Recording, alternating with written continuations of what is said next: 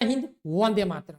तो दोस्तों काफी सारे स्टूडेंट का कमेंट था कि सर भारतीय सेना में शॉर्ट सर्विस कमीशन और परमानेंट कमीशन क्या होता है, हमें बताइए। तो दोस्तों यदि आप लोग इंडियन आर्मी की तैयारी कर रहे हैं या आप डिफेंस से रिलेटेड समझ गए तैयारी कर रहे हैं किसी भी सुरक्षा बल में, तो दोस्तों जानिए इस वीडियो में कि इंडियन आर्मी भारतीय सेना में शॉर्ट सर्विस कमीशन क्या होता है, परमानेंट कमीशन क्या होता है। शॉर्ट सर्विस कमीशन में जाने के लिए स्कीम क्या है, एंट्री स्कीम क्या है, परमानेंट कमीशन में जाने के लिए एंट्री स्कीम क्या है। इस वीडियो में हम आप लोगों को डिटेल्स में जानकारी देने वाले हैं। वीडियो अच्छा लगे तो वीडियो को शेयर जरूर कीजिएगा ताकि जो नए स्टूडेंट है, जो नए अभ्यर्थी है, उनको यह सूचना उन तक पहुंच सके। तो चलिए दोस्तों आज इस वीडियो में जानते हैं और करते हैं रोज की तरह शुरू से शुरू। वीडियो अच्छा लगे तो लाइक जरूर कीजिएगा और जान लीजिए कि short service commission, short service commission और परमानेंट कमीशन कितने साल की होती है।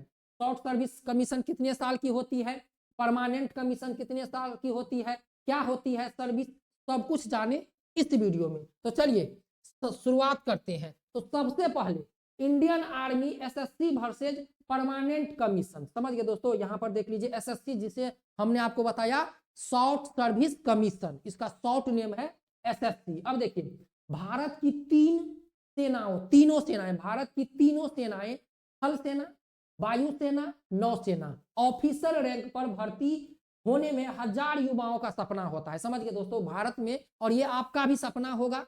समझ गए बहुत सारे ऐसे स्टूडेंट हैं जिनकी आयु खत्म हो गई होगी, लेकिन भारत की तीनों सेनाओं थल, वायु, नौसेना, ऑफिसर रैंक पर भर्ती होना 1000 युवा का सपना है। सेना में ऑफिसर बनना शानदार कैरियर तो है ही, साथ में यह प्रतिष्ठा और सम्मान का भी विषय होता है। समझ गए दोस्तों इंडियन आर्मी में ऑफिसर रैंक, इंडियन आर्मी में भर्ती होना समझ ली एक सम्मान की, प्रतिष्ठा की पद होती है। यदि आप इंडियन आर्मी में हो, भारतीय सेना में हो, कहीं पर भी जाओगे, कहीं पर गांव में आपका कितना भी किसी से दुश्मनी क्यों नहीं हो, लेकिन उसके अंदर में आपके लिए जरूर प्यार होगा कि नहीं ये बंदा भारतीय सेना में जॉब कर रहा है, हमारे देश के लिए रक्षा कर रहा है, एक सैल्यूट तो बनता है। समझ गए, हमने देखा है कई बार कि भारतीय सेना का जो जवान है यदि वो रोड पे निकल जाते हैं तो जो भी बंदा हो वो उसको जरूर एक नजर देखता है और उनके दिल में उनके लिए खुशी आती है और उनको सैल्यूट करता है, जय हिंद। तो समझ लीजिए दोस्तों भारतीय सेना। चलिए ऑफिसर रैंक पर भर्ती की बात होती है तो 2 टर्म जरूर सुनने को मिलता है, आप लोगों को 2 टर्म जरूर सुनने को मिला होगा। पहला टर्म है परमानेंट कमीशन और दूसरा टर्म है शॉर्ट सर्विस कमीशन। क्या आपको पता है कि सेना में शॉर्ट सर्विस कमीशन और परमानेंट कमीशन क्या होता है, दोनों के बीच क्या अंतर है?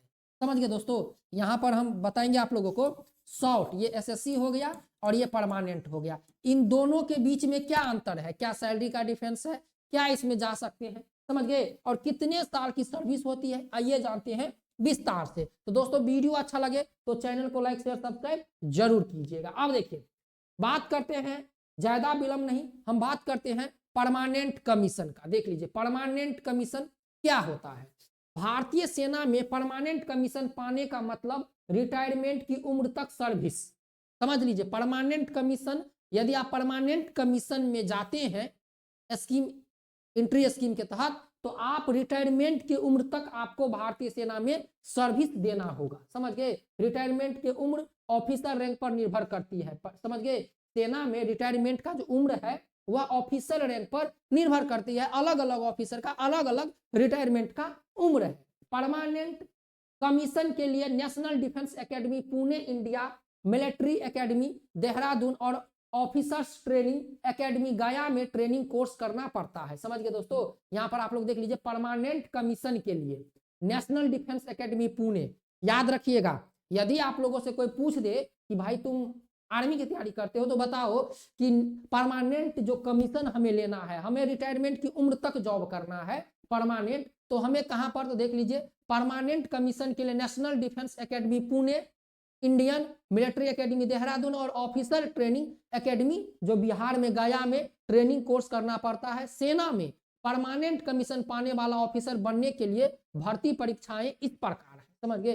अब आप परमानेंट कमीशन में यदि जाओगे तो आपको कौन सी भर्ती प्रक्रिया से गुजरनी पड़ेगी, तो यहाँ पर देख लीजिए, ये देख लीजिए, एनडीए परीक्षा से, सीडीएस परीक्षा से, यूनिवर्सिटी एंट्री स्कीम से, टेक्निकल ग्रेजुएट कोर्स से, आर्मी एजुकेशन क्रॉप से और टेक्निकल एंट्री स्कीम से। देखिए 1 2 3 4 5 6 एंट्री स्कीम है परमानेंट कमीशन में जाने के लिए, परमानेंट कमीशन बनकर भारतीय सेना में ऑफिसर बनने के लिए। देख लीजिए यहाँ पर एनडीए परीक्षा, सीडीएस परीक्षा, university entry scheme, technical graduate course, army education crops और यहाँ पर टेक्निकल एंट्री स्कीम। इन 6 एंट्री स्कीम के लिए हम नेक्स्ट वीडियो लेकर आएंगे। उन नेक्स्ट वीडियो में हम बताएंगे इन 6 एंट्री स्कीम के लिए क्या आपकी योग्यता होनी चाहिए, क्या आपकी उम्र होनी चाहिए, क्या आपकी लंबाई होनी चाहिए। ये सारी चीजें हम नेक्स्ट वीडियो में बात करने वाले हैं जब हम इन परमानेंट कमीशन के लिए ये वीडियो लेकर आएंगे। परमानेंट कमीशन के बारे में आप लोगों को पता चल गया होगा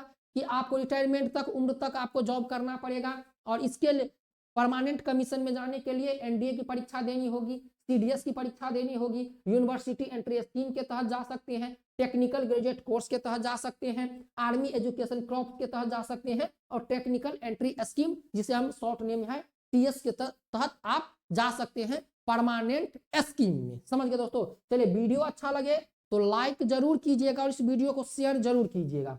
अब चलते हैं, देखते हैं हम कि शॉर्ट सर्विस कमीशन क्या होता है। Short service SSC permanent commission के बारे में आप लोग जान गए कि परमानेंट कमीशन क्या है। अब जानते हैं शॉर्ट सर्विस कमीशन के बारे में। देख लीजिए, भारतीय सेना में कम वक्त के लिए भी भर्ती होने का विकल्प है। समझ गए दोस्तों, भारतीय सेना में कम वक्त के लिए भी भर्ती होने का विकल्प है जिसे शॉर्ट सर्विस कमीशन कहते हैं। समझ गए, जिसे हम शॉर्ट सर्विस कमीशन कहते हैं। शॉर्ट सर्विस कमीशन 10 साल की सर्विस होती है। इसके बाद 3 विकल्प मिलते हैं, या तो परमानेंट कमीशन पाने की कोशिश करे या सर्विस छोड़े, और तीसरा है कि 4 साल का विस्तार मिले, 4 साल का एक्सटेंशन मिलने के बाद कभी भी सर्विस छोड़ी जा सकती है। शॉर्ट सर्विस कमीशन वाला अधिकारी बनने के लिए ये एंट्री स्कीम है। तो आप लोगों ने शॉर्ट सर्विस कमीशन के बारे में जाना होगा कि जिससे भारतीय सेना में कम वक्त के लिए भी भर्ती होने का एक विकल्प है जिसे शॉर्ट सर्विस कमीशन कहते हैं। समझ गए, शॉर्ट सर्विस कमीशन में 10 साल की सर्विस होती है। शॉर्ट सर्विस जो कमीशन होता है उसमें 10 साल की सर्विस होती है। इसके बाद आप जॉब छोड़ सकते हैं। समझ गए, इसके बाद मतलब विकल्प और मिलता है कि परमानेंट कमीशन पाने की कोशिश करे या सर्विस छोड़े, तीसरा है कि 4 साल का विस्तार मिले। समझ गए, तो यहाँ पर ये शॉर्ट सर्विस कमीशन है। शॉर्ट सर्विस कमीशन में सेना में 10 साल तक आप जॉब कर सकते हैं, इसके बाद आप छोड़ सकते हैं। ये हो गया शॉर्ट सर्विस कमीशन। लेकिन शॉर्ट सर्विस कमीशन में भारतीय सेना में जाने के लिए हमको करना क्या पड़ेगा, तो चलिए जानते हैं इस वीडियो में। देख लीजिए दोस्तों, आप लोगों को शॉर्ट सर्विस कमीशन भारतीय सेना में जाने के लिए आप लोगों को क्या करना पड़ेगा, तो यहाँ पर देख लीजिए क्या करना पड़ेगा। आप लोगों को short service commission non technical SSC non technical के तहत आपको भर्ती होना होगा। इसके बाद एक short service commission technical SSC technical के साथ भर्ती होना होगा। एनसीसी स्पेशल एंट्री स्कीम है। समझ गए, एनसीसी स्पेशल एंट्री स्कीम है और एक है जग एसएससी जग। समझ गए, एसएससी जग, इसके तहत आप इसमें जा सकते हैं शॉर्ट सर्विस कमीशन में। तो दोस्तों 1 2 और 3 और ये 4, ये 4 स्कीम के लिए हम जो नेक्स्ट वीडियो हमारा होगा उसमें हम बात करेंगे कि इसमें योग्यता क्या लगेगी, आयु क्या लगती है 10 साल के सर्विस के लिए। समझ गए दोस्तों, तो इसके लिए हमने, तो दोस्तों आज आप लोग इस वीडियो में समझ गए होंगे कि परमानेंट कमीशन क्या होता है, परमानेंट कमीशन में जाने के लिए कौन सी एग्जाम देनी पड़ती है। समझ गए, और शॉर्ट सर्विस कमीशन क्या होता है, शॉर्ट सर्विस कमीशन भारतीय सेना में जाने के लिए क्या एग्जाम देना पड़ता है, और उस एंट्री स्कीम के लिए हम नेक्स्ट वीडियो लेकर आएंगे। वीडियो अच्छा लगे तो चैनल को लाइक शेयर सब्सक्राइब जरूर कीजिए और इस वीडियो को एक बार शेयर कर दीजिए। मिलते किसी और नए वीडियो में। जय Hind, Vande Mataram, best of luck.